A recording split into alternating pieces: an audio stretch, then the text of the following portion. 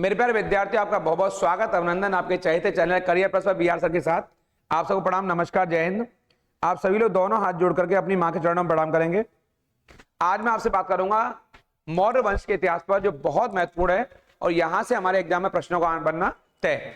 जो मौर्य वंश है, मौर्य वंश से चंद्रगुप्त मौर्य, बिंदुसार, अशोक, इन सभी पर मैं बारी बारी चर्चा करूंगा और मैं आपको लेके चलता हूं आपके चहेते प्लेटफॉर्म, यही पढ़ाई की पंचायत पर। और मैं बात कर रहा हूं आपसे आज मौर्य वंश के इतिहास पर। यह मौर्य वंश का इतिहास बहुत आपके लिए महत्वपूर्ण है और यहां से बहुत ढेरों प्रश्न हमारे एग्जाम में आते हैं। जैसा कि आप जानते हो, मैंने कल आपसे एक प्रश्न पूछा था, बच्चों ने मुझसे फोन करके पूछा कि आपने सर उस प्रश्न का उत्तर नहीं दिया। सिकंदर ने अंतिम अपनी विजय कौन से भारतीय भूखंड पर की? तो सिकंदर मैंने पढ़ाया था पिछली क्लास में आपको। तो सिकंदर ये वाला, आप लोग कहेंगे सिकंदर बात क्यों कर रहा हूं, क्योंकि मौर्यों से पहले मैंने सिकंदर पर ही चर्चा की है। तो इसका जो उत्तर था बीजे, सिकंदर की जो अंतिम, यहां अंतिम भूखंड जीता सिकंदर ने भारत में, वो पाटल था। पाटल नाम का भूखंड है, ये अंतिम सिकंदर की भारत में विजय रही है। और सिकंदर किसके समकालीन है? तो आप जानते होंगे, ये यूनानी शासक है भारत में आने वाला, और ये जो समय नंद वंश का शासक था मगध पर, घनानंद, क्या नाम है? घनानंद, इसके समकालिक है। लेकिन सिकंदर ने कभी भी उस समय मगध पर आक्रमण नहीं किया। यानी कि अगर क्वेश्चन आएगा, सिकंदर ने जब भारत पर आक्रमण किया, यानी भारत के उत्तर पश्चिमी सीमा क्षेत्र पर, जिसे हम आज का पाकिस्तान कह सकते हैं, जब वहां आक्रमण किया तो उस समय मगध पर शासन कौन कर रहा था? घनानंद कर रहा था। और सिकंदर की सेनाएं भारत में कहां से वापस लौटी?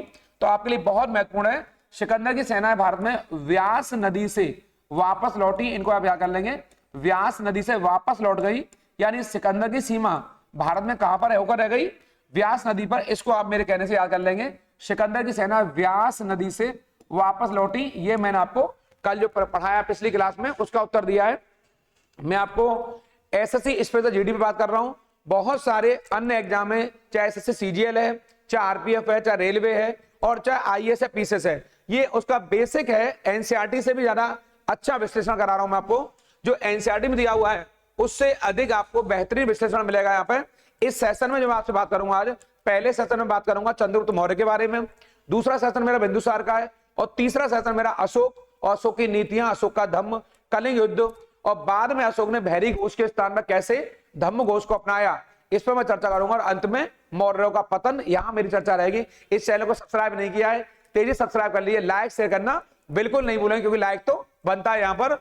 बहुत महत्वपूर्ण आपके इसी पढ़ाई की पंचायत पर आपका पुनः बहुत बहुत स्वागत। ये मैं जो दिखा रहा हूं आपको यहाँ पर, ये आपका चंद्रगुप्त मौर्य है, जो बहुत महत्वपूर्ण है। ये जो मैं दिखा रहा हूं आपको यहाँ से, हमारे यहाँ पर नंदों का जब पतन हुआ, यहाँ पर नंदों का, ये नंदों का पतन अपने आप नहीं हुआ। ये नंदों का जो पतन है, या नंदों का जो अंत किया है, तो इन नंदों का अंत करके यहाँ अंत समापन करके, इनको बिल्कुल पूरी तरह उन्मूलित करके इसको बोलते हैं एबोलिशन ऑफ नंदा। उन्मूलित एक वर्ड होता है, उन्मूलित का मतलब होता है किसी को जड़ से समाप्त कर देना, बिल्कुल जड़ से। तो नंदों का जो उन्मूलन किया है, वो करने वाला कौन है? वो चंद्रगुप्त मौर्य है। यहां पर ये चंद्रगुप्त मौर्य है, भारत के महानतम शासक चंद्रगुप्त मौर्य। इनको मैं एक बार बता देता हूं आपको, इनको बार बार मैं आपके लिए यहां पर इनको मैं सीजीएम लिखूंगा। आपके सीजीएम का मेरा समीकरण यहां पर चंद्रगुप्त मौर्य से है, तो आप ध्यान देंगे मेरी तरफ। सीजीएम मतलब बोले तो चंद्रगुप्त मौर्य, जो कि मौर्य वंश का संस्थापक है। यहां बात करूंगा, आप एग्जाम आएगा मौर्य वंश का, यहां पर मौर्य वंश के संस्थापक कौन है? मौर्य वंश के संस्थापक पूछेगा आपसे यहां से, तो आप बताएंगे मौर्य वंश के संस्थापक हैं। यहां पर मैं संक्षिप्त में लिख देता हूं सीजीएम, यानी कि चंद्रगुप्त मौर्य, जो मैंने अभी बताया यहाँ पे आपको, चंद्रगुप्त मौर्य को इसका संस्थापक कहते हैं। तो क्वेश्चन आएगा कि नंदों के अवशेष पर, अर्थात जो मगध पर शासन कर रहे थे, नंदों का पतन करके, नंदों को उन्मूलित करके, नंदों को समाप्त करके किसने मगध पर शासन किया? तो आपका उत्तर हुआ मौर्यों ने शासन किया। मैं बताऊंगा यहाँ पे आपके बहुत महत्वपूर्ण बात, कि जो चंद्रगुप्त मौर्य है, इस क्रम में जो शासक यहाँ पर मौर्यों के रहे हैं, आपको ज्यादा नहीं पढ़ने, बहुत महत्वपूर्ण। एक तो आपको चंद्रगुप्त को याद करना है, यहां से चंद्रगुप्त मौर्य को करना है, ये आपके एग्जाम के लिए यहां से आता रहता है। इनका उत्तराधिकारी, इनका पुत्र है, उनका नाम क्या है? बिंदुसार, इनको आपको याद करना है आपसे, बिंदुसार को, ये आपके एग्जाम के लिए। इनका पुत्र है अशोक, यानी बिंदुसार का लड़का कौन है? अशोक है, सम्राट अशोक। और अशोक के बाद में जो उत्तराधिकारी बने हैं, चाहे वो कुणाल है, चाहे वो दशरथ है, चाहे वो संप्रति है, चाहे वो जालौक है, मैं 3-4 नाम बोले, कुणाल, दशरथ, संप्रति, जालौक, ये बहुत सारे नाम बोले, लेकिन हम उन पर चर्चा नहीं करेंगे यहाँ पर। इस पर एक अन्य वीडियो में चर्चा करूंगा आगे वाले। फिलहाल इस वंश का जो अंतिम शासक है वो बृहद्रथ है। हमारे विद्यार्थी का जो पेपर देने वाले हैं, ये इस वंश का अंतिम शासक है। आप लोग इसको ऐसे याद कर लेंगे यहां से। और जो बीच के जो शासक रहे हैं आपके, उन पर चर्चा मैं आपको बहुत संक्षिप्त में इसी वीडियो में थोड़ी सी कर दूंगा। तो इस वंश का संस्थापक कौन है? ये पहला शासक है। ये कौन है? ये इस वंश का पहला शासक है, यहाँ पर ये रहा। और ये बृहद्रथ इस वंश का अंतिम शासक है। यानी हमारे एग्जाम में जो क्वेश्चन आएगा कि मौर्य वंश का पहला और अंतिम शासक, तो मौर्य वंश का पहला शासक है चंद्रगुप्त मौर्य, और इस मौर्य वंश का अंतिम शासक है बृहद्रथ। आपके इसको भी याद कर लेंगे। इस क्रम में मैं आपको बताऊंगा कि मौर्य वंश की स्थापना में जो बहुत बड़ी भूमिका रही है वो इन महागुरु की रही है। किसकी? चाणक्य की। ये चाणक्य एक ऐसे महागुरु रहे, इनके नेतृत्व में ही कहीं ना कहीं नंदों का उन्मूलन हुआ है। मैं यहाँ पे महागुरु चाणक्य की बात कर रहा हूं आपसे। अगर चाणक्य ना होते, मैंने आपको पिछले वीडियो में बताया है कि चाणक्य गुरु का घनानंद ने अपमान किया। घनानंद नंदवंश का अंतिम शासक है। वो आतताई था, अत्याचारी था। उसने ब्राह्मणों ही नहीं बल्कि और अन्य पूरे मगध के आसपास के क्षेत्रों को इतना ज्यादा कहर बरपाया, इतना अत्याचार किया, इतना शोषण किया कि मगध की जनता भी घनानंद के शोषण से मुक्त होना चाहती थी। और इसी का फायदा उठाया तो गुरु चाणक्य ने। गुरु चाणक्य इस समय तक्षशिला के आचार्य थे। कहां के आचार्य थे? क्वेश्चन आएगा। गुरु आचार्य इस समय कहां के आचार्य थे? तो आप बताएंगे तक्षशिला विश्वविद्यालय। आपके मस्तिष्क में आ गया होगा, ये तक्षशिला के महाआचार्य थे, बल्कि मैं कहूंगा ये वहां के प्रिंसिपल थे। ये आगे प्रिंसिपल थे, वहां के प्रधानाचार्य थे। और गुरु चाणक्य के नेतृत्व में ही उत्तर पश्चिम सीमा क्षेत्र में, मैं अभी आपको एक मैप के माध्यम से समझाऊंगा इसको कि उत्तर पश्चिमी सीमा क्षेत्र कौन सा है। वर्तमान समय में जो पाकिस्तान क्षेत्र है, जो अफगानिस्तान वाला पार्ट है, ये नॉर्थ वेस्ट फ्रंटियर एरिया कहलाता है। ये सीमांत क्षेत्र कहलाता है। भारत में जितने भी आक्रमणकारी आए वो भारत के उत्तर पश्चिमी सीमा क्षेत्र से ही आए। और कुछ आक्रमणकारी अरब सागर होते हुए अगर पहुंचे हैं तो उनके लिए जो जगह बनी है वो उत्तर पश्चिम क्षेत्र ही रहा है। आप देखेंगे भारत पर स्थल मार्ग से आक्रमण हुए हैं हमारे यहाँ पर। और जो बड़ी महत्वपूर्ण जानकारी है वो आपके लिए ये है कि चाणक्य को हमारे यहाँ पर, ये अगर मौर्य वंश का संस्थापक अगर चंद्रगुप्त मौर्य है यहाँ पर, तो इन चंद्रगुप्त मौर्य को यहाँ पर किसने खड़ा किया है? चंद्रगुप्त मौर्य को खड़ा करने का जो श्रेय जाता है वो गुरु चाणक्य को जाता है। किनको जाता है? गुरु चाणक्य को जाता है। मैंने बताया अगर गुरु ना होते, इनके चाणक्य ना होते, मैं लिखकर बताया चाणक्य ना होते तो शायद चंद्रगुप्त मौर्य जैसा शासक भारत को नहीं मिल पाता। अगर ये सीजीएम, मैं फिर बोलूंगा, मैं बार बार सीजीएम कहूंगा आपसे। सी का मतलब मेरा चंद्र से, जी का मतलब मेरा गुप्त से, और एम का मतलब मेरा मौर्य से। यहाँ पर मैं सीजीएम बोलूंगा संक्षिप्त में। ये चंद्रगुप्त मौर्य की मैं बात कर रहा हूं। हमारे एग्जाम में क्या क्वेश्चन आएगा यहाँ से? एक क्वेश्चन तो ऐसा आ सकता है आपके एग्जाम में कि चाणक्य के बारे में, कि चाणक्य का और क्या नाम है? तो इन गुरु का नाम चाणक्य के अलावा कौटिल्य भी है। क्या है? इनका एक अन्य नाम कौटिल्य भी है। इन्हीं को विष्णुगुप्त के नाम से भी जानते हैं। यहाँ पर विष्णुगुप्त के नाम से भी जानते हैं। हमारे सारे विद्यार्थी ने नोट डाउन कर लेंगे, यानी कि ये दोनों चाणक्य के ही नाम है। कौटिल्य आएगा तो भी सही है और विष्णुगुप्त आएगा तो भी सही है, ये इन्हीं के नाम है। और चाणक्य भी आपका ही नाम है, यानी गुरु चाणक्य का। चाणक्य नीति आज भी हमारे समाज में प्रासंगिक है, आज भी इसकी रिलीवेंसी है। क्योंकि मैं आज चाणक्य की नीतियों पर चर्चा नहीं कर रहा हूं, एक अन्य वीडियो में आपसे चाणक्य की नीतियों पर भी चर्चा करूंगा, क्योंकि चाणक्य से बहुत सारी हमें सीख मिलती है। और वो सीख हमारे भौतिक जीवन के लिए बहुत आवश्यक है कि संसार में हमें कैसे जीना चाहिए, और वो राह कौन सी हो जिस पर हम आगे बढ़े, वो नीतियां कौन सी हो जिससे हम आगे संसार में जी सके और अपने आप को बढ़ा सके। कौटिल्य के निर्देशन में कहीं ना कहीं यहाँ पर चंद्रगुप्त मौर्य के सामने जो चुनौती है, सीजीएम के सामने जो चुनौती है, मैं चुनौती की बात करूंगा पहले। चुनौती का मतलब मेरा उन वर्डों से है कि एक ओर तो उसको घरेलू स्तर पर, यहां पर एक ओर तो सीजीएम को घरेलू स्तर पर विरोधियों से निपटना है, और दूसरा जो विदेशी हैं, जो सीमाओं पर दस्तक दे चुके हैं, विदेशी जो थे आपके, जो हमारी सीमाओं पर सीमाओं को घेरे हुए थे आपके, उन्हें सीमाओं से खदेड़ना था। उन्हें विदेशियों को यहां से बाहर निकालना था। ये कहीं ना कहीं गुरु चाणक्य और चंद्रगुप्त मौर्य का बहुत बड़ा उद्देश्य था। घरेलू स्तर को सही करना, यानी डोमेस्टिक पॉलिसी को अच्छा करना, और जो अपनी फॉरेन पॉलिसी है उसको अच्छा करना, और विदेशियों को भारतीय सीमाओं से खदेड़ना, ये इनका मूल उद्देश्य था चाणक्य और सीजीएम का। मैं इस क्लास में आपको जो सेशन चल रहा है मेरा, वो चंद्रगुप्त मौर्य पर चल रहा है। ये जो दिखाई दे रहा है आपको, ये सीमाओं से बाहर खदेड़ने के लिए विदेशियों को, चूंकि यहां पर मैं बताऊंगा ये बड़ी बात, 322 ये रहा 322 ईसा पूर्व में, यहां पर 322 ईसा पूर्व में सीजीएम ने, चंद्रगुप्त मौर्य ने, यहां पर सीजीएम ने मौर्य वंश की स्थापना की। ये रहा मौर्य वंश की स्थापना की है, ये रहा, इस डेट को लिख लेंगे आप लोग, यहां से स्थापना की है। और यहां से लेकर के 298 यहां तक जाएगा, 298 ईसा पूर्व तक, यहां तक सीजीएम का शासन रहेगा यहां से। यानी कि जो चंद्रगुप्त मौर्य है, इनका जो चंद्रगुप्त मौर्य का शासन काल है यहां से, वो 298 ईसा पूर्व तक जाएगा। और इनके बाद जो उत्तराधिकारी बिंदुसार हैं, और बिंदुसार का पुत्र फिर अशोक आएगा। ऐसे हम बारी बारी से यहां पर चर्चा करने वाले इस क्लास में। ये जो दिखाई दे रहा है आपको, ये कोई सामान्य घटना नहीं है। ये जो सैनिक दिखाई दे रहे हैं, ये ऊपर दिखाई दे रहा है, ये एक और चंद्रगुप्त है, यहां पर चंद्रगुप्त है, ये महानतम, जिसने पूरे भारत को अपने कला कौशल से, ये चंद्रगुप्त मौर्य। और दूसरा है यहां पर सेल्यूकस। कौन है? Seleucus Nicator. सेल्यूकस निकेटर ये हमारे लिए बड़ा महत्वपूर्ण है। यानी कि जो यूनानी, जो भारतीय सीमाओं पर सिकंदर के जाने के बाद भारतीय बाउंड्रीज को घेर लिया था, भारत के बड़े हिस्से में इन्होंने कब्जा कर लिया था। ये युद्ध हुआ है। एक क्वेश्चन आएगा कि आपके सेल्यूकस, जो कि यूनानी आक्रांता है, यूनानी आपका शासक है, जो भारतीय सीमाओं को घेरे हुए था, उत्तर पश्चिम के बड़े हिस्से पर कब्जा किए हुए था, और चंद्रगुप्त मौर्य जो कि विदेशियों खदेड़ने के लिए संकल्प ले चुका है अपने गुरु चाणक्य के सहयोग से। तो यहां पर जो युद्ध हो रहा है, ये युद्ध दिखाई दे रहा है आपको।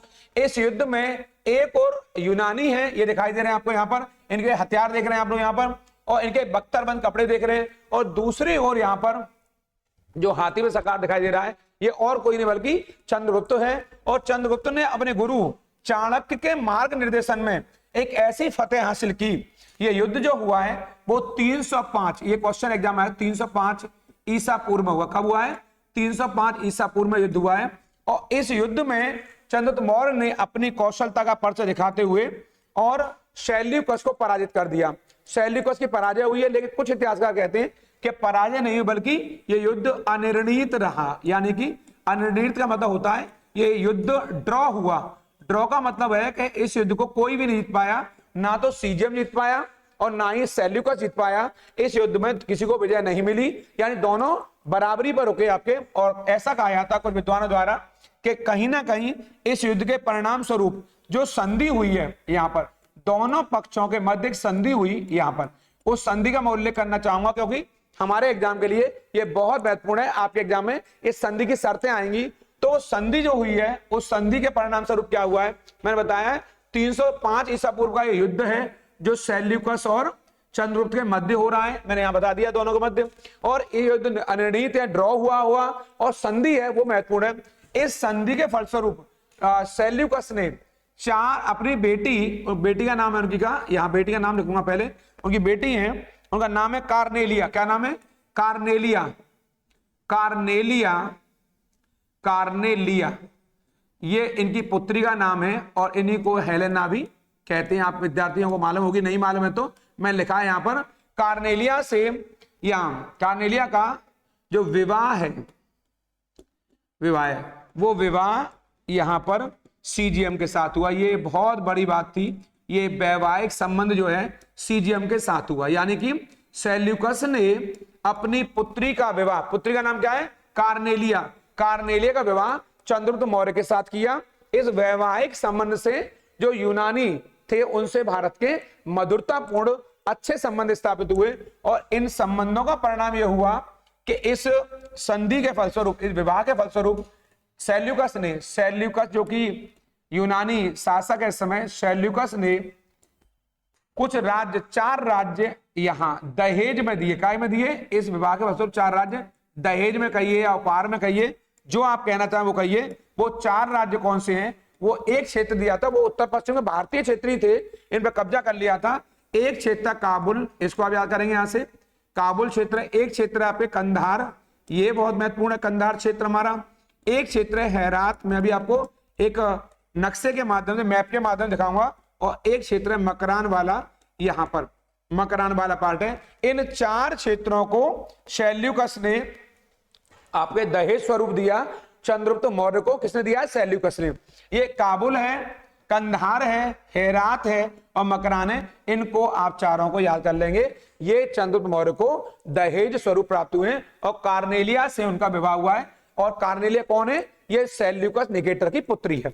यहां पर एक बात देखनी है आपके कि इस विजय के बाद चंद्रगुप्त मौर्य की जो प्रतिष्ठा है, जो साख है, उसमें वृद्धि हुई है और गुरु चाणक्य के सहयोग से एक बड़ा डेवलपमेंट हुआ है। ये जो सामने दिखाई दे रहे हैं आपको, ये मेगास्थनीज है, ये मेगास्थनीज है। ये इतने अच्छे संबंध स्थापित हो गए कि मेगास्थनीज को राजदूत बना करके सीजीएम के दरबार में भेज दिया। मेगास्थनीज राजदूत बना करके कहां भेज दिया है? बनाकर, यानी कि सीजीएम के दरबार में। कहां पर? सीजीएम माने चंद्रगुप्त के दरबार में भेज दिया। और ये व्यक्ति सीजीएम के दरबार में रहा और इसने यहीं पर भारत में जो उल्लेख किया है, मेगास्थनीज की एक बहुत फेमस पुस्तक है आपके एग्जाम के लिए, उस पुस्तक का नाम है इंडिका। मैंने पहले बता दिया है, ये एग्जाम वाली क्लास है, हम लोग विस्तार में नहीं जाएंगे, हम उन बिंदुओं पर जाएंगे जो हमारे एग्जाम में आने वाले। क्वेश्चन आएगा इंडिका का संबंध किससे है, तो आप बताएंगे इंडिका का संबंध है मेगास्थनीज से, जो कि सेल्यूकस निकेटर का राजदूत है। मैं फिर बताऊंगा, सेल्यूकस यूनानी शासक है जो भारत के उत्तर पश्चिमी क्षेत्र का बहुत बड़ा स्वामी था, एकाधिकार कर रखा था उसने। और सेल्यूकस ने अपने राजदूत मेगास्थनीज को कहां भेजा है? चंद्रगुप्त मौर्य के राज दरबार में। और इस मेगास्थनीज ने इंडिका नामक पुस्तक लिखी है। अब इंडिका से हमें क्या जानकारी मिलती है? हमारे एग्जाम के लिए बहुत महत्वपूर्ण जानकारी है। मैंने अभी पिक के माध्यम दिखाया है। ये व्यक्ति कोई सामान्य नहीं है, बल्कि कौन है ये? यही व्यक्ति मेगास्थनीज। क्या कौन है ये? यही व्यक्ति मेगास्थनीज है। कुछ बच्चे देख रहे होंगे कि कौन है, सामने पता नहीं किसको दिखा दिया है। ये बहुत महानतम, ये मेगास्थनीज एक नाम का आपका योग्य व्यक्ति था। ये आपका राजदूत के तौर पर आया था, विद्वान था। और इसने जब इंडिका लिखी तो इसकी इंडिका से हमें जो जानकारी मिलती है वो जानकारी ये मिलती है। यहां पर इसने नगरीय जीवन यानी मगध के नगरीय प्रशासन का उल्लेख किया है कि यहां पर नगरीय प्रशासन कैसा था। विशेष तौर पर ये पाटलिपुत्र का उल्लेख करता है। किसका उल्लेख करता है? पाटलिपुत्र। यहां पर पाटलिपुत्र का उल्लेख करता है। और इसने लिखा है कि पाटलिपुत्र के प्रशासन के लिए 30 सदस्यों वाली एक समिति थी। 30 सदस्यों की एक समिति थी जिसके माध्यम से यहाँ का प्रशासन किया जाता था। और इस समिति में 5-5 लोग होते थे। कुल यहाँ पर इसने 6 समितियों का उल्लेख किया। कितनी समितियों का उल्लेख किया है? ये कुल 6 समितियों का उल्लेख करता है और कहता है हर समिति में 5 लोग थे, हर समिति में 5 लोग होते थे और 6 समितियों के माध्यम से पाटलिपुत्र का प्रशासन किया जाता था। ये नगरीय प्रशासन की जानकारी देने वाला ये बहुत महत्वपूर्ण एक राजदूत था, विद्वान था। इसने इंडिका में इसका उल्लेख किया। इसके अलावा इसने भारतीय समाज को इसने जाति के आधार पर नहीं बांटा। ये कहता है भारतीय समाज में वर्ण व्यवस्था के बारे में इसने उल्लेख नहीं किया है, बल्कि कहता है भारतीय समाज जो है उस समय का वो 7 भागों में बटा हुआ था। कौन? भारतीय समाज। क्वेश्चन आएगा कि आपके इसने भारतीय समाज को क्या भागों में बांटा है, तो 7 वर्गों में इसने बताया है, 7 वर्गों में बांटा है इसने। ये क्वेश्चन आपके एग्जाम आ सकता है कि जो मेगास्थनीज है वो भारतीय समाज को क्या वर्गों में बांटने की बात करता है। तो इसने जाति के आधार पर नहीं है, जन्म के आधार पर नहीं, इसने संख्या के आधार पर भारतीय समाज की बात कही। और ये कहता है भारत में दास प्रथा भी नहीं है। इसी ने बताया भारत में दास प्रथा नहीं थी, यही कहता दास प्रथा नहीं थी। यहां पर ये मैं जो आपको बता रहा हूं आपको नहीं थी, यानी दास प्रथा का उल्लेख भी नहीं करता। जबकि चाणक्य कहता है भारत में दास प्रथा विद्यमान थी, ये चाणक्य कहता है। थोड़ी सी जानकारी मैं आपको यहां पे दूंगा कि चंद्रगुप्त मौर्य का जो क्षेत्र है इस समय इतना विशालकाय हो चुका है, आपको दिखाई दे रहा होगा यहां पर इतना बड़ा हो चुका है। यानी कि उसके क्षेत्र में ये हेरात, काबुल, कंधार, मकरान, ये बलूची वाला पार्ट है, बलूचिस्तान बोलते हैं हम लोग उसको, सिंधु नदी का पूरा पार्ट, ये पूरा पंजाब, ये कुरु, पांचाल, मालवा, सौराष्ट्र गुजरात का, ये उज्जैनी मध्य भाग, ये मगध, पाटलिपुत्र अंग, बंगाल तक, ये कौशल, यानी पूरा उत्तर पश्चिम से उत्तर से होता हुआ। और वो कहीं ना कहीं यहाँ कर्नाटक का भी एक उत्तरी हिस्सा तो हो सकता है, लेकिन ध्यान देंगे उसके अधिकार क्षेत्र में क्या नहीं है, ये कलिंग वाला पार्ट यहाँ नहीं है, ये वाला। और ये दक्षिण का क्षेत्र दिखाई दे रहा है आपको, ये भी उसके अंडर में नहीं है यहाँ पर। यानी कि कहीं ना कहीं चंद्रगुप्त मौर्य का जो विशाल साम्राज्य है वो उत्तर पश्चिम से लेकर पूर्व तक, उत्तर से लेकर आपके मध्य भारत मालवा तक के क्षेत्र तक फैला हुआ है पूरा, और इधर पश्चिम में सौराष्ट्र यानी गुजरात तक फैला हुआ है। ये आपको मैप पे दिखाई दे रहा है। अब मैं बताऊंगा आपको यूनानी लेखकों ने एक जो नाम का उल्लेख किया है, यहाँ बड़ा बार बार नाम मिलता है। यूनानी लेखकों ने सेंड्रोकोट्स का उल्लेख किया, सेंड्रोकोट्स। कुछ विद्वान सेंड्रोकोट्स का उल्लेख बार बार करते हैं, और एक नाम है हमारे पास एंड्रोकोट्स। ये दो नाम बार बार हमारे सामने सुनाई पड़ते हैं, सेंड्रोकोट्स और एंड्रोकोट्स। ये वाले ये दो जो नाम दिखाई दे रहे हैं आपको, सेंड्रोकोट्स और एंड्रोकोट्स, ये नाम और कोई नहीं है बल्कि ये चंद्रगुप्त ही है। कौन है ये चंद्रगुप्त मौर्य ही है, ये कोई अलग व्यक्ति नहीं है, चंद्रगुप्त मौर्य ही है। लेकिन इस बात को, इन दोनों नामों का समीकरण करने वाला कौन था कि ये यही चंद्रगुप्त मौर्य है, ये बताने वाला कौन था? उनका नाम है विलियम जोन्स। ये वाला विलियम जोन्स, विलियम जोन्स वो अंग्रेज विद्वान थे जिन्होंने ये बताया कि सेंड्रोकोट्स और एंड्रोकोट्स अलग अलग नहीं है बल्कि ये एक ही हैं, इनमें कोई अंतर नहीं है। यूनानी विद्वानों ने जो सेंड्रोकोट्स कहा है, ये अपने लेखों में जो एंड्रोकोट्स कहा है,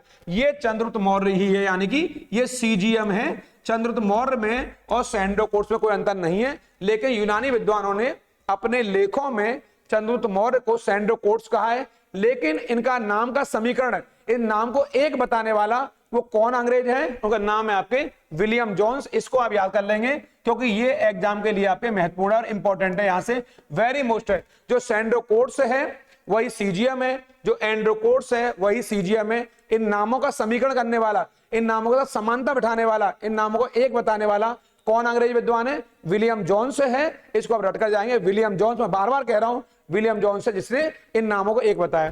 थोड़ा तो मैं आपको एक बात बताऊंगा कि जो कलिंग वॉर हुआ है, मैंने बताया अभी आपको, जो कलिंग वॉर है उस कलिंग वॉर का जो वर्णन किया है, कलिंग युद्ध का, कलिंग वॉर नहीं, थोड़ा क्षमा करेंगे मुझे, जो आपका शैल्यूकस और जो चंद्रगुप्त के मध्य युद्ध हुआ है, जो ये मैं युद्ध पर चर्चा कर रहा थोड़ी सी अभी आपको, ये युद्ध जो हुआ है ये वाला, इस युद्ध का वर्णन करने वाला कौन विद्वान है? आपके एग्जाम में आएगा वो कौन सा विद्वान है जिसने इस युद्ध का उल्लेख किया है? तो वो यूनानी विद्वान और कोई नहीं है, वो यूनानी विद्वान है, यहाँ पर बहुत आपके लिए महत्वपूर्ण है, वो यूनानी विद्वान और कोई नहीं बल्कि यहाँ पर वो यूनानी विद्वान है यहाँ से, और क्या नाम है उसका? एपियानस। एपियानस, इसने इसका उल्लेख हुआ है। एपियानस नाम के विद्वान ने इस सेल्यूकस, यहां से लिख रहा हूं पुनः इसको, सेल्यूकस, यहां से सेल्यूकस, निकेटर और सीजीएम के मध्य युद्ध हुआ है। कब? 305 ईसा पूर्व में, 305 बीसी में युद्ध हो रहा है। इस युद्ध का वर्णन किसने किया है? एपियानस ने किया है। ये युद्ध आपके लिए बड़ा खास है यहाँ से, और बड़ी महत्वपूर्ण बात है। ये युद्ध को सामान्य नहीं माना जाता है। इस युद्ध से भारतीयों की प्रतिष्ठा स्थापित हुई, भारत का सम्मान स्थापित हुआ। और एक जो बड़ी महत्वपूर्ण बात यहां बताऊंगा मैं आपको, वो बात यहां पर निहित है कि आप बताएंगे इस युद्ध के फलस्वरूप जो चंद्रगुप्त मौर्य ने यहां अपने स्वसुर, कौन है? अपने स्वसुर, यहां पर अपने स्वसुर, यहां पर देखेंगे इसको, यहां से अपने स्वसुर, अपने यहां कर लेंगे अपने स्वसुर। ये रहे स्वसुर का नाम क्या है? उनके स्वसुर का नाम है सेल्यूकस निकेटर, क्योंकि सेल्यूकस की पुत्री है सेल्यूकस निकेटर, ये पूरा नाम इनका ये है। सेल्यूकस निकेटर की पुत्री है। क्या नाम है इनका? कार्नेलिया नाम है इनका।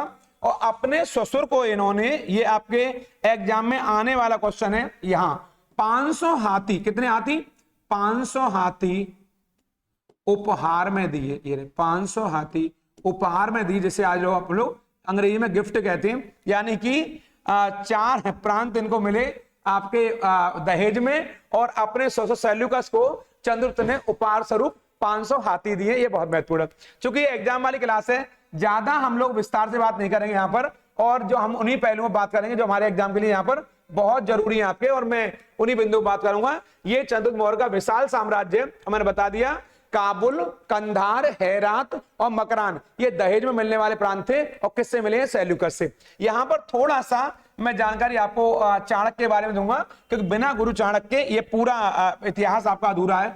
जो चाणक्य की पुस्तक है अर्थशास्त्र, आपके एग्जाम के लिए यहां से क्वेश्चन आ सकता है कि अर्थशास्त्र का जो लेखक है वो कौन है? वो गुरु हमारे चाणक्य। अगर चाणक्य ना होते, मैंने बताया चाणक्य नीति में चर्चा कभी करूंगा आपसे अगले वीडियो में। अर्थशास्त्र से हमें पहली बात तो यह, अर्थशास्त्र का संबंध किस विषय से है, अर्थशास्त्र का विषय क्या है। एक एग्जाम में क्वेश्चन आएगा कि अर्थशास्त्र का विषय क्या है, तो आप बताएंगे इसका विषय राजनीति और प्रशासन है।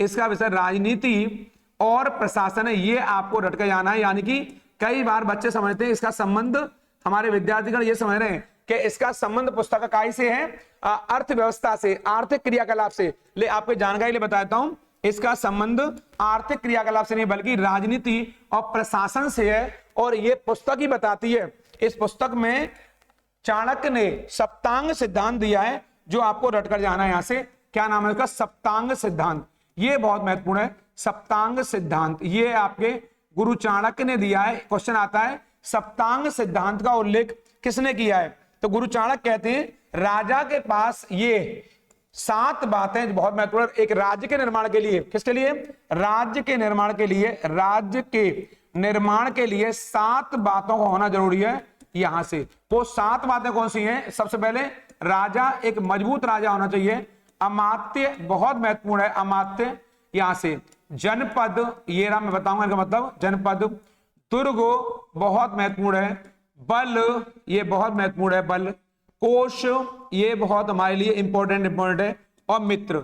ये कहीं ना कहीं ये बताने वाले कौन है, चाणक्य हैं। आपने बताया है कि एक राज्य के निर्माण के लिए इन 7 तत्वों का होना आवश्यक है। अगर ये 7 नहीं है तो राज्य का निर्माण नहीं हो सकता है। यानी मैं बताऊंगा आपको, यानी राजा एक मजबूत राजा का होना बहुत जरूरी है। अमात्य माने उसके सहयोगी मंत्रीगण है, जो उसके सचिवगण है, उनका होना जरूरी है। राज्य का छोटे छोटे भागों में बटा होना जरूरी है। दुर्ग माने राज्य का चारों ओर से मजबूत एक किले के द्वारा, दुर्ग के द्वारा घेरा होना जरूरी है। और बल माने एक मजबूत सेना का होना बहुत जरूरी है। और आपके कोष माने राजकोष, और मित्र माने पड़ोसी राज्यों से बेहतर संबंध होने चाहिए, पड़ोसियों के साथ में, बहुत महत्वपूर्ण। मैं आपके विस्तार से चंद्रगुप्त मौर्य पर एक अन्य क्लास में भी चर्चा करूंगा। फिलहाल एग्जाम वाली क्लास है, क्योंकि एग्जाम के लिए पढ़ा रहा हूं इसलिए जरूरी है। इसको पहले उतना पढ़ेंगे। चंद्रगुप्त मौर्य का जो बहुत बड़ा योगदान है वो यहां पर था। चाणक्य गुरु ने कहा है कि इस समय गुप्तचर थे, बहुत मजबूत थे, जो गुप्तचर हैं आपके, ये बहुत मजबूत थे। चाणक्य ने इन गुप्तचरों को क्या कहा है, गूढ़ पुरुष कहा है। क्या कहा है, ये गूढ़ पुरुष कहते हैं इनको, किसको, गुप्तचरों को गूढ़ पुरुष कहते हैं। चाणक्य कहते हैं इन बिना गूढ़ पुरुष के राज्य का निर्माण यहां पर संभव नहीं है। अर्थात राज्य की देखरेख के लिए गुप्तचरों का होना बहुत जरूरी है, ताकि राजा को समय समय पर वो सूचनाएं देते रहें कि राज्य में क्या चल रहा है, राज्य की कल्याणकारी योजनाएं, कार्यक्रम है, वो प्रभावशाली तरीके से लागू हो रहे हैं कि नहीं हो रहे हैं, और जनता में राजा के प्रति कैसा मत है, कैसे विचार हैं, ये गुप्तचर बताया करते थे कि राजा को कोई और कल्याणकारी नीतियां कैसे लागू करनी है। हम लोग बात करेंगे चाणक्य ने जो उनका उल्लेख किया है, आपके अध्यक्षों का उल्लेख किया है, तीर्थों का उल्लेख किया है, उन पर हम विस्तार चर्चा जारी रखेंगे आपके। लेकिन उससे पहले मैं बता देता हूं थोड़ा सा आपको, जो आपके लिए बड़ी बात है कि चंद्रगुप्त मौर्य के शासनकाल में जो बहुत महत्वपूर्ण, कहते हैं लोग, वो दक्षिण भारत की ओर भी मूव किया उसने आपके, और उसने जीवन के अंतिम वर्षों में यहाँ पर जैन धर्म को अपनाया। कहते हैं उसने जैन धर्म को अपनाया है, और जैन मुनि, क्या नाम है उनका नाम है भद्रबाहु। क्या नाम है, भद्रबाहु। यहाँ पर भद्रबाहु से उसने जैन धर्म की दीक्षा ग्रहण करी है, जैन धर्म की दीक्षा ग्रहण करी है, ऐसा कहा जाता है। और वो जब मगध में, यहाँ पर जब मगध में 12 वर्ष का अकाल पड़ा, कितने दिन का अकाल पड़ा, ये आपके एग्जाम के लायक क्वेश्चन है। यहां से मगध में 12 वर्ष का अकाल पड़ा, कितने वर्ष का पड़ा, 12 वर्ष का अकाल पड़ा यहां पर। तो सीजीएम यहां पर अपने पुत्र, क्या नाम है, बिंदुसार, ये नाम है उनका, बिंदुसार के पक्ष में सिंहासन को त्याग दिया, सिंहासन को त्याग दिया, उसने सिंहासन को त्याग दिया यहां पर।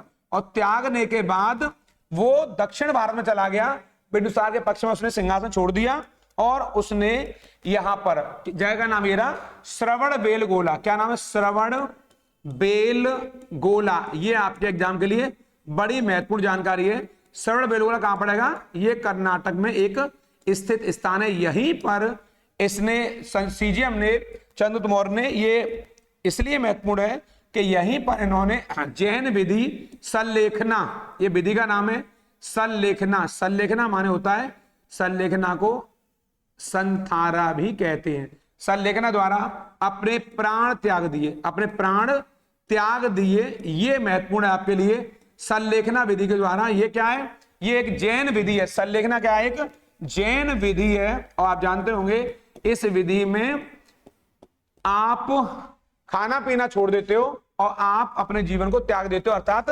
संलेखना विधि वह है जब आप पूरी तरह से खाना और पीना दोनों छोड़ देते हो। तो यहां श्रवण बेलगोला में चंद्रगुप्त मौर्य ने अपने प्राणों को त्याग दिया। और कब की बात हो रही है, CGM यानी चंद्रगुप्त मौर्य 298, यहां पर 298 की बात है यहां पर यानी चंद्रगुप्त मौर्य ने अपने पुत्र बिंदुसार के पक्ष में अपना सिंहासन त्याग दिया। मैं आपको अंतिम लाइन बताऊंगा जो बहुत महत्वपूर्ण है आपके लिए। जो विद्यार्थी मुझे देख रहे हैं, सुन रहे हैं, मैं पुनः कहूंगा इस चैनल को सब्सक्राइब नहीं किया, सब्सक्राइब कर लीजिए। लाइक शेयर करना बिल्कुल नहीं भूलेंगे, क्योंकि एग्जाम वाली क्लास है, बड़ी खास क्लास है। और मेरा आपसे क्वेश्चन है, सबसे पहले अशोक के अभिलेखों को किसने खोजा है? सबसे पहले वो कौन विद्वान है जिसने अशोक के अभिलेखों को खोज निकाला? और मेरा दूसरा प्रश्न है आपसे यहीं पर कि अशोक ने दक्षिण भारत के किन किन राज्यों को नहीं जीता? तेजी से कमेंट बॉक्स में लिख के मुझे बताइए, इसमें मैं चर्चा जारी रखूंगा आप लोगों से। और यहीं से आगे अंतिम लाइन फिर मैं बताऊंगा आपको यहां से कि चंद्रगुप्त मौर्य वो शासक था जिसने पूरे भारत को राजनीतिक एकता के सूत्र में बांध दिया, अर्थात बिखरे हुए भारत को उसने एक कर दिया। वो कौन शासक है? वो चंद्रगुप्त मौर्य। मैं अब आपको इस क्लास के दूसरे सेशन में ले जाऊंगा। ये जो नाम है बिंदुसार, क्या नाम है इनका? ये नाम है आपके बिंदुसार। ये बड़ा खास नाम है, आपका नाम बिंदुसार है। और बिंदुसार में हम लोग उन्हीं पहलुओं में चर्चा करेंगे जो आपके लिए बहुत महत्वपूर्ण है। जैसे एक क्वेश्चन आता है, बिंदुसार किस धर्म का अनुयायी था? तो यहां आप बताएं बिंदुसार किस धर्म का अनुयायी है। जैसा मैंने अभी बताया आपको, जो CGM है चंद्रगुप्त मौर्य, वो किस धर्म का अनुयायी है? वो फॉलोवर है जैन धर्म का। ये किस धर्म का अनुयायी है? ये आजीवक। आपके एग्जाम की बात यहां से स्टार्ट होगी। ये आजीवक संप्रदाय का अनुयायी है। दूसरी बात यह, जो जैन धर्म के लोग हैं, जैन धर्म के लोग, यहां पर जैन धर्म के लोग इन्हें क्या कहते हैं? तो जैन धर्म के लोग इन्हें सिंहसेन कहते हैं। क्या कहते हैं? जैन धर्म के लोगों ने इन्हें सिंहसेन कहा है। ये आपके काम की बात है। इसके अलावा यहां पर जो बहुत एग्जाम के लिए आपके इंपॉर्टेंट है, यहां पर इनको यूनानी लेखकों ने, किसने? यूनानी विद्वानों ने इनको क्या कहा है? तो यूनानी विद्वान इन्हें अमित्रोचेट्स कहते हैं। क्या कहते हैं? अमित्रोचेट्स कहते हैं। इसको आप लोग याद कर लेंगे, ये इनका उपनाम है। और इसको संस्कृत में इन्हें अमित्रघात कहते हैं। क्या कहते हैं? संस्कृत में इनको अमित्रघात कहते हैं। यहां पर अमित्रघात का जो वर्बल मीनिंग है उसका मतलब होता है शत्रुओं को नष्ट करने वाला, शत्रुओं को पराजित करने वाला, शत्रुओं को नष्ट करने वाला, शत्रुओं को नष्ट करने वाला। यहां से इसको सभी विद्यार्थीगण हमारे नोट डाउन कर लेंगे। सारे मेरे प्रिय विद्यार्थी, वो सब मेरे प्रिय हैं जो इन बातों को नोट डाउन करते जा रहे हैं यहां से। यानी कि जो बिंदुसार है, जो कि चंद्रगुप्त मौर्य का पुत्र है, यहां पर इसने आजीवक संप्रदाय को अपनाया और इन्हीं को सिंहसेन के उपनाम से, इन्हीं को अमित्रोचेट्स के उपनाम से, और इन्हीं को आपके अमित्रघात कहा जाता है संस्कृत में। यानी इनके कई सारे उपनाम है, इन्हें आप याद कर लेंगे। इनको हम क्यों पढ़ रहे हैं आपके, क्या इन्होंने ऐसा किया जिनके बारे में चर्चा की जा रही है यहां पर? तो ऐसा कहा जाता है बिंदुसार एक शक्तिशाली शासक था। और बिंदुसार की जो बड़ी उपलब्धि है वो ये है, इन्होंने कुछ नए राज्य नहीं जीते तो पिता द्वारा छोड़े गए साम्राज्य को कम भी नहीं होने दिया। ये इनकी उपलब्धि है। चंद्रगुप्त मौर्य ने साम्राज्य स्थापित किया, जो साम्राज्य छोड़ा है उसे इन्होंने 1 सेंटीमीटर भी कम नहीं होने दिया। ये बिंदुसार की उपलब्धि है। एक जो बहुत महत्वपूर्ण आपके एग्जाम क्वेश्चन आता है, इन्होंने जो अपने संबंध बनाए सीरिया के साथ में, मिस्र के साथ में, ये हमारे एग्जाम के लिए बहुत महत्वपूर्ण है। सीरिया के साथ में और मिस्र के साथ में संबंध स्थापित किए इन्होंने। और इनके जो राजदूत हमारे आए, ये मैं लिख दिया यहाँ पे, सीरिया, मिस्र, इजिप्ट जैसे राज्यों के साथ में इनके संबंध रहे। और एक संबंध जो हमारे एग्जाम में बार बार आता है एग्जाम में, वो ये है, सीरिया के शासक कौन थे? वो एंटीयोकस है, या एंटीयोकस आपके शासक का नाम है। ये शासक है सीरिया के। और इनके राजदूत थे डायमेकस, ये इनके राजदूत हैं। डायमेकस जब भारत में आए बिंदुसार के राज दरबार में, तो डायमेकस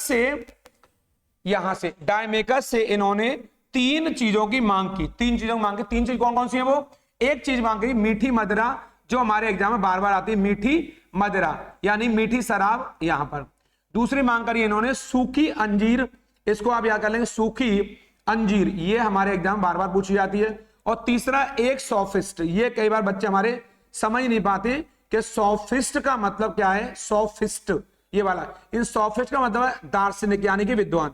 सोफिस्ट का मतलब दार्शनिक से, फिलोसफर से है।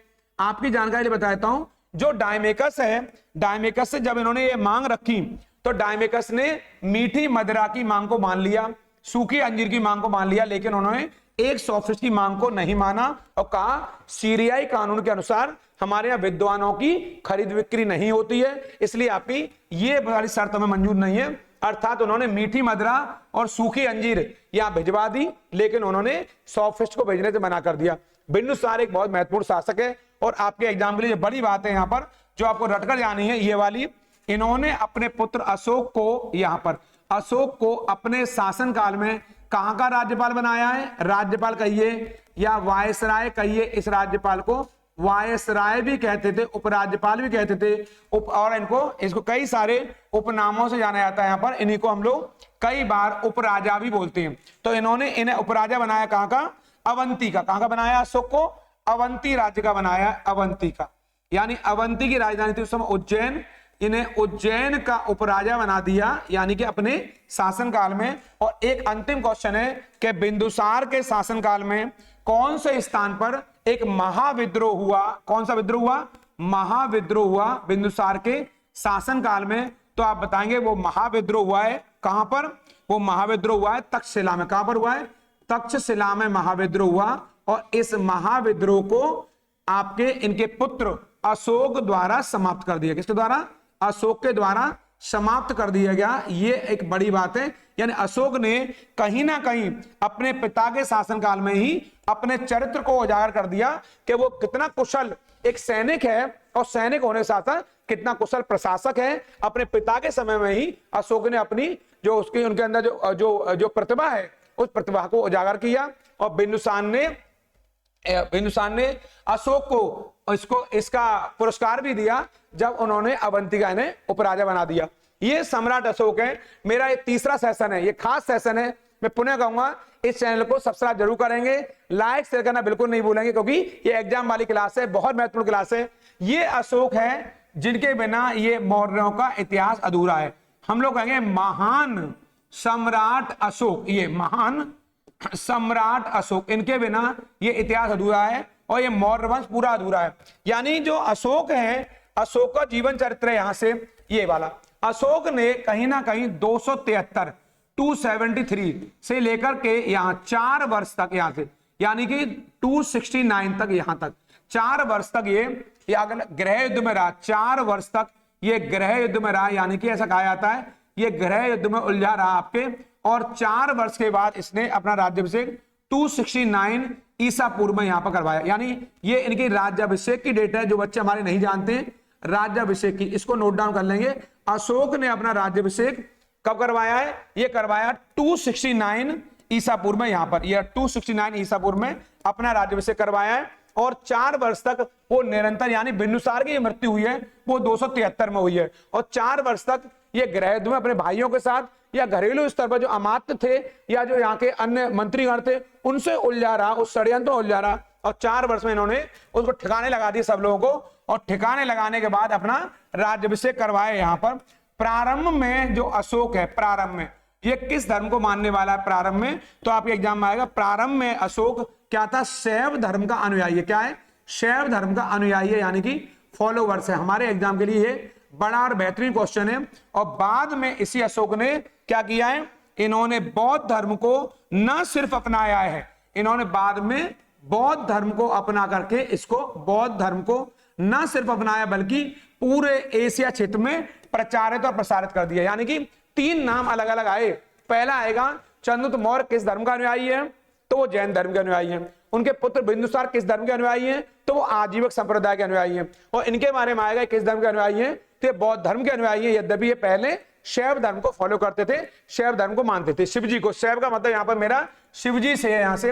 अब जो अशोक के जीवन काल का जो बड़ा काल चक्र है वो यहाँ आएगा। ये घटनाक्रम कलिंग युद्ध है। कौन सा है ये कलिंग युद्ध है, ये कलिंग युद्ध है। मैं आपको कलिंग युद्ध पर लेकर जाऊं यहां से, उससे पहले मैं थोड़ा बताऊंगा।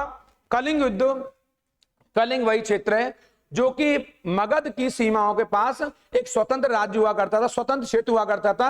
अशोक ने अपने शासन काल के बहुत बहुत महत्वपूर्ण इतिहास का वह युद्ध जिसकी चर्चा के बिना हम रह नहीं पाएंगे आपके, और अशोक ने अपने शासन काल के 8वें वर्ष, ये क्वेश्चन आएगा, अपने शासन काल के 8वें वर्ष अर्थात 261 ईसा पूर्व में, बीसी लिखा है मैंने आप शॉर्ट में, बीसी माने ईसा पूर्व, इस युद्ध को लड़ा। और इस युद्ध का वर्णन स्वयं अशोक करता दिखाई दे रहा है। कितना भयावह युद्ध है। ये सब कलिंग के लोग हैं, ये दिखाई दे रहा है आपको, ये सब जो कीड़े मकोड़े दिखाई दे रहे हैं, इससे दिख रहा होगा बहुत कम जो लोग। कलिंग का मतलब मेरा है उड़ीसा से। उड़ीसा उस समय एक मजबूत राज्य हुआ करता था उड़ीसा आपका, और ये उड़ीसा स्वतंत्र राज्य था। उड़ीसा के जो लोग थे भालों से छोटे छोटे यहाँ नीचे, जबकि अशोक की सेना इतनी विशालकाय थी, ये सब हाथी पर सवार थे, धनुष लेकर के, भाला लेकर के, इनके इतने मजबूत सेना थी। इस मजबूत सेना ने इस कलिंग की सेना को मच्छर की भांति कहीं ना कहीं कुचल दिया, मच्छर की भांति उसको दबा दिया पूरी तरह से, और ये सेना पराजित हुई। और अशोक ने इस कलिंग युद्ध का वर्णन अपने 13वें शिलालेख में किया। कहां किया है? वो खुद लिखता है अपने 13वें शिलालेख में इस युद्ध का वर्णन किया है कि मैंने अपने शासनकाल के 8वें वर्ष में ये कलिंग युद्ध लड़ा, और इसमें 1 लाख लोग मारे गए। कितने लोग मारे गए? 1 लाख लोग मारे गए, ये मैं लिखा है यहां पर कलिंग के, और 1.5 लाख से अधिक लोग बंदी बना लिए। मैंने बंदी बना लिए, आपके बंदी बना लिए, और उन सबको कारागार में डाल दिया। यहां से ये वो घटना है इस कलिंग युद्ध के बाद। यहां से आखिर क्या ऐसा हुआ है जो हम चर्चा कर रहे हैं इस पर, यहीं से उसका हृदय परिवर्तित हुआ है, हृदय परिवर्तित हुआ है, हृदय परिवर्तित हुआ है। यानी कलिंग युद्ध के बाद अशोक ने, यहां पर मैं आपके लिए कुछ घटना लिखूंगा यहां पर, ये रहा युद्ध की नीति, युद्ध की नीति, इसको वह कहता है यहां पर बहरी घोष। क्या कहता है? बहरी घोष कहता है, यहां से बहरी घोष कहता है इसको, यहां से मारकाट की नीति। और इसके स्थान पर बनाता है वो धम्म की नीति। कौन सी नीति? धम्म की नीति। सदाचारता की नीति अपनाता है, मानवता की नीति अपनाया। अर्थात अशोक ने यहां पर ये युद्ध की नीति को त्याग दिया, बहरी घोष को त्याग दिया, उसने धम्म की नीति को अपना लिया। हमेशा के लिए उसने युद्ध का त्याग कर दिया, और कलिंग युद्ध से अशोक का हृदय परिवर्तन हुआ। आपके एग्जाम के लिए ये बहुत महत्वपूर्ण घटना है। क्वेश्चन आएगा आपके एग्जाम में, कलिंग युद्ध का वर्णन अशोक ने कौन से शिलालेख में किया है? तो आप बताएंगे इसका उल्लेख उसने 13वें शिलालेख में किया है। और कलिंग युद्ध कब हुआ है? 261 ईसा पूर्व में, 261 बीसी में लड़ा गया है, जो उसने अपने शासन काल के 8वें वर्ष में लड़ा। अशोक का जो वास्तविक नाम है, जो हमारे एग्जाम में आएगा, अशोक का जो वास्तविक नाम है शिलालेखों पर, वो नाम है उसका देवा नाम प्रिय, देवा नाम ये रहा प्रियदर्शी, ये नाम देवा नाम प्रियदर्शी। इसका मतलब होता है देवताओं का प्रिय। क्या मतलब होता है इसका? देवताओं का प्रिय, ये वाला देवताओं का प्रिय, ये वाला, ये इसका मतलब होता है। ये उसके अभिलेखों पर नाम उल्लेख मिलता है। लेकिन अशोक का नाम अशोक है, इस बात की पुष्टि कहां से होती है? तो वो केवल और केवल 4 ऐसे अभिलेख, कितने हैं? वो 4 ऐसे अभिलेख हैं। ये मैंने पिछले वीडियो में आपको बताया है, जिन बच्चों ने वीडियो नहीं देखा है पुनः देख लेंगे। और वो 4 अभिलेख कौन कौन से हैं तो आप देख लेंगे। यहाँ पर एक अभिलेख है हमारे पास, यहाँ पर मास्की अभिलेख है। कौन सा है वो? एक हमारे पास मास्की अभिलेख है, बहुत बहुत महत्वपूर्ण है ये अभिलेख आपके यहाँ से। इसके अलावा गुर्जरा अभिलेख है, यहाँ से गुर्जरा अभिलेख है। इसके अलावा आपके नैतूर अभिलेख है। कौन सा? नैतूर अभिलेख है। और इसके अलावा कौन सा है? उडेगुलम। कौन सा? उडेगुलम अभिलेख है, ये ना उडेगुलम अभिलेख है। ये रहे 4। इसको मैं अपनी भाषा में यहाँ से एम का मतलब, यहाँ से माँ का मतलब, मैं यहाँ पर यहाँ एक अन्य मार्कर से बता देता हूँ आपको। यहाँ पर एम का मतलब, माँ का मतलब एम से, जी का मतलब, गा का मतलब जी से, और ना का मतलब एन से, और ऊ का मतलब यहाँ ऊ से, यानी कि यू से। यानी मैं कहता हूं ये जो अशोक है उसको मैं मजनू कह देता हूं। यहाँ पर मजनू, ये आपको थोड़ा याद करने के लिए, हंसाने के लिए कह रहा हूं आपको। अशोक कोई मजनू नहीं है, यद्यपि एक लिहाज से अशोक को मजनू भी कह सकते हैं, क्योंकि अशोक ने अपनी प्रेमिका का उल्लेख किया। क्या नाम है उसका? कारुवाकी। क्या नाम है? कारुवाकी। ये इसकी प्रेमिका है, कुछ लोग कहते हैं ये इनकी पत्नी भी है। और कारुवाकी का उल्लेख करता है अशोक। और उस शिलालेख का नाम क्या है? कौशाम्बी अभिलेख। क्या नाम है?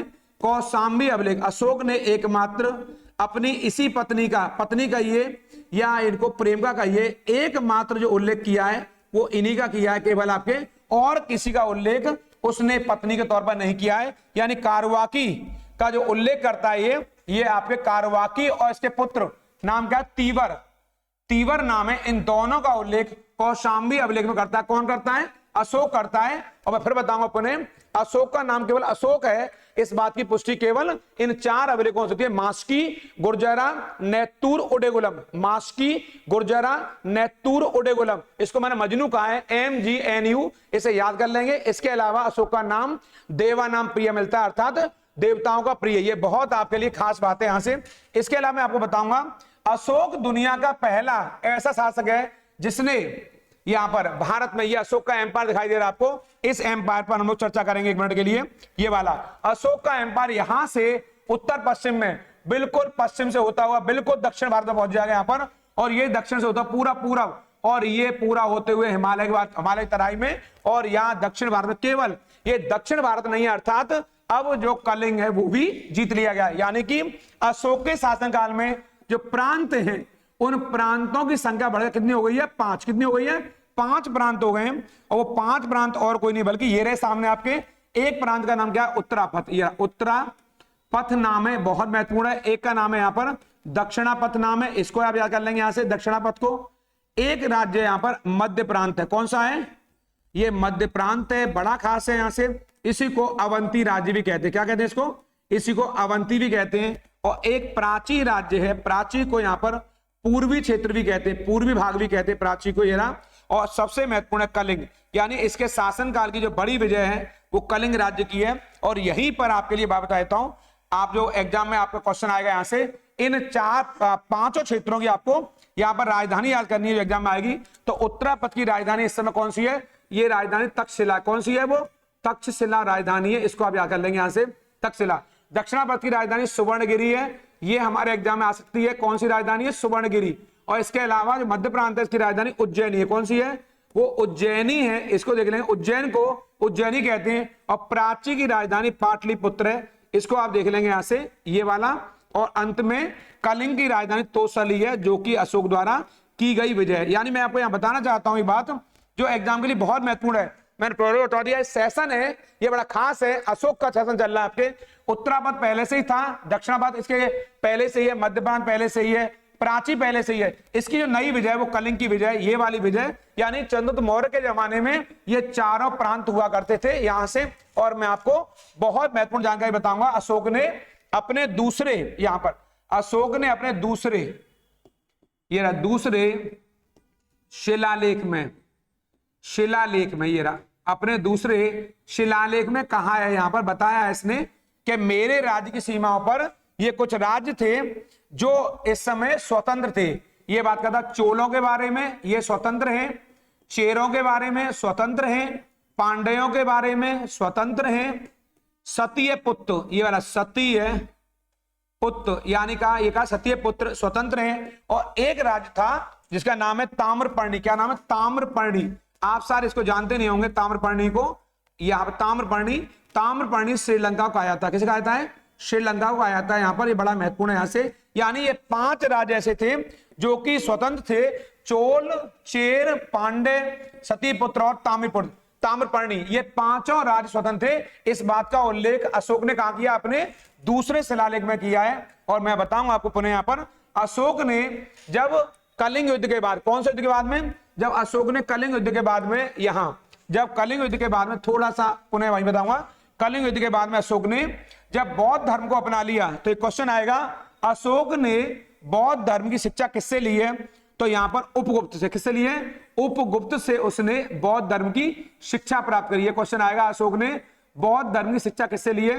तो उपगुप्त से लिए। ये बौद्ध भिक्षु था। कौन था ये बौद्ध भिक्षु है, बहुत बड़ा भिक्षु था आपके, जो हमारे एग्जाम के लिए बड़ा खास है। यहां पर ये रहा। और यहीं से अशोक ने बौद्ध धर्म को अपना लिया। और इस क्रम में उसने अपने पुत्र महेंद्र, ये क्वेश्चन आएगा एग्जाम में, और अपनी पुत्री संघमित्रा को कहां भेजा है? श्रीलंका भेजा है संघमित्रा को, ताकि वो बौद्ध धर्म का वहां प्रचार प्रसार कर सके। कहां पर? श्रीलंका में। कहां पर कर सके? इन दोनों को उसने श्रीलंका में भेजा है। पुत्र का नाम क्या है? महेंद्र है। और पुत्री का नाम क्या है आपके? यहां पर पुत्री का नाम है आपके संघमित्रा। इसको आप लोग याद करके जाएंगे। पुत्र का नाम महेंद्र और पुत्री का नाम संघमित्रा है। इन दोनों को कहां भेजा है? श्रीलंका भेजा, अर्थात ताम्रपर्णी भेजा, ताकि वो यहां पर बौद्ध धर्म का प्रचार प्रसार कर सके, यानी कि अशोक ने एशिया के विभिन्न भागों में बौद्ध धर्म का प्रचार प्रसार करवाया। अशोक का जब हृदय परिवर्तन हो गया और उसने बौद्ध धर्म अपना लिया, तो उसने कौन सी नीति अपनाई है?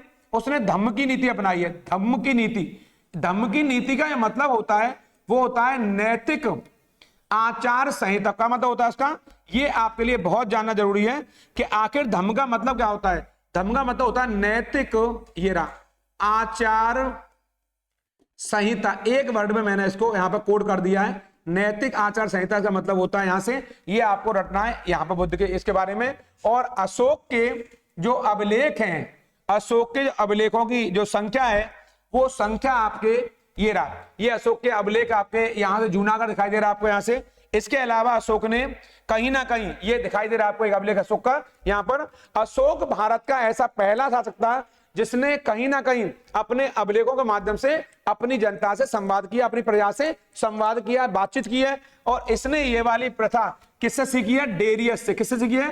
डेरियस प्रथम से, जो कि ईरान का शासक था। मैंने पिछले वीडियो में आपको पढ़ाया, डेरियस प्रथम जिसने अभिलेखों को लिखवाना शुरू किया, यानी अभिलेखों के माध्यम से अपनी प्रजा से बात करने की प्रथा किसने आरंभ की है?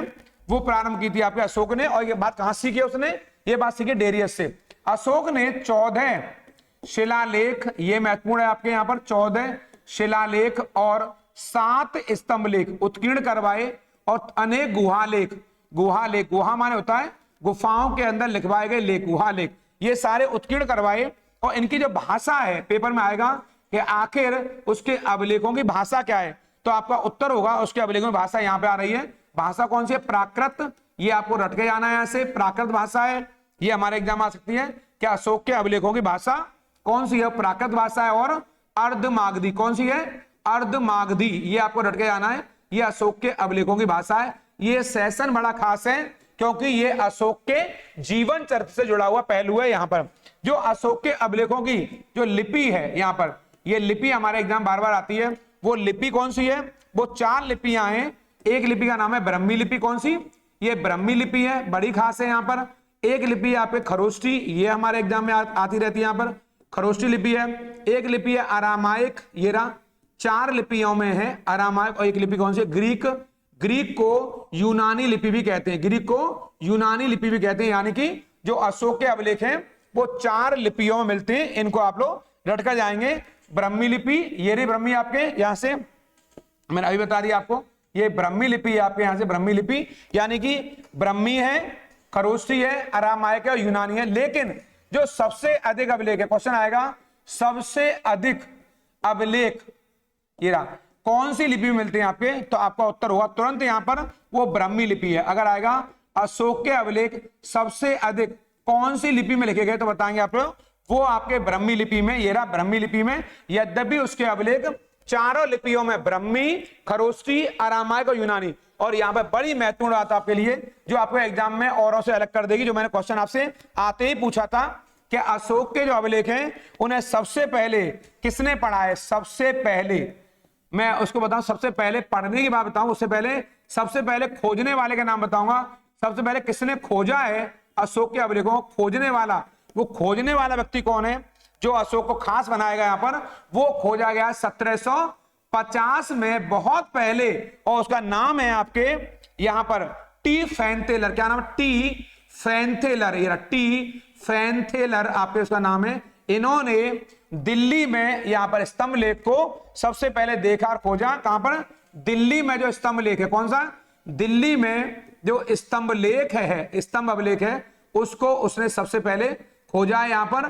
क्या नाम है? टी फैनथेलर। लेकिन अशोक के अभिलेखों को जो पढ़ने में सफलता मिली है सबसे पहले, वो कोई सामान्य नहीं है, उनका नाम है आपके जेम्स प्रिंसेप। क्या नाम है? जेम्स प्रिंसेप नाम है, ये नाम है जेम्स प्रिंसेप नाम है उनका। इन्होंने सबसे पहले, जेम्स प्रिंसेप ने 1837 में अशोक के अभिलेखों को पढ़ा। अभिलेखों को पढ़ने में अगर आएगा कि अशोक के अभिलेखों को पढ़ने में किसने सफलता प्राप्त की है, तो आप बताएंगे जेम्स प्रिंसेप। यानी ये ऐसा अंग्रेज था जिसने अशोक के अभिलेखों को सबसे पहले पढ़ा। क्या नाम है? जेम्स प्रिंसेप, इसे रट लेंगे। और मैंने जो पूछा आपसे, एक दूसरा नाम दिया मैंने टी फैनथेलर, जो आपके एग्जाम के लिए बहुत ज्यादा जरूरी है। टी फैंटेलर, इसने सबसे पहले अशोक के अभिलेखों को खोजा। और कहां पर खोजा? दिल्ली में स्तंभ अभिलेख था वो। लेकिन इन अभिलेखों किसने पढ़ा है? जेम्स प्रिंसेप ने पढ़ा है। आपके लिए बहुत महत्वपूर्ण है और मैं आपको अशोक के बारे में अन्य वीडियो में विस्तार से चर्चा और करूंगा। फिलहाल ये एग्जाम वाली क्लास है, इसको आप लोग रट लेंगे यहां से। अब आप देखेंगे यहां पर अशोक ने ये 84,000 स्तूपों, कितने स्तूप हुआ? 84,000 स्तूपों का निर्माण करवाया। 84,000 स्तूपों का निर्माण करवाया, ये बड़ा महत्वपूर्ण है यहां पर। इनमें से ये सांची का स्तूप, कौन सा?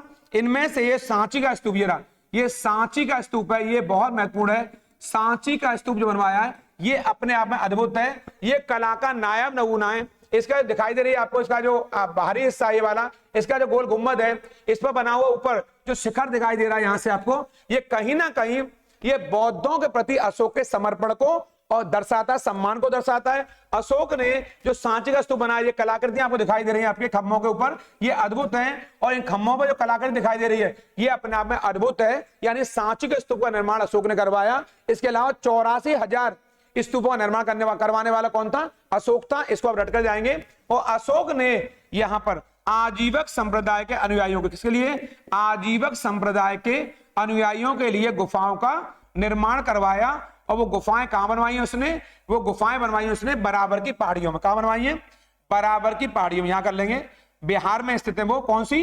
बराबर की पहाड़ियां। ये बराबर की पहाड़ियां बनी हुई हैं, बराबर हिल्स है। ये कहां स्थित है आपके? ये बिहार में है। कहां पर है? ये बिहार में है आपके। और इनका निर्माण करवाने वाला कौन था? अशोक था।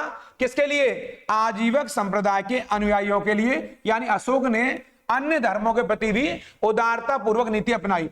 अब आपके अशोक के उत्तराधिकारी हैं, उनमें एक नाम आपका दशरथ का आता है उत्तराधिकारियों में। यानी अशोक की जो मृत्यु हुई है, अशोक की मृत्यु के बाद उसके उत्तराधिकारी दशरथ का नाम आता है, संप्रति का नाम आता है, कुणाल का नाम आता है, ये मैंने पूछा था अभी आपसे।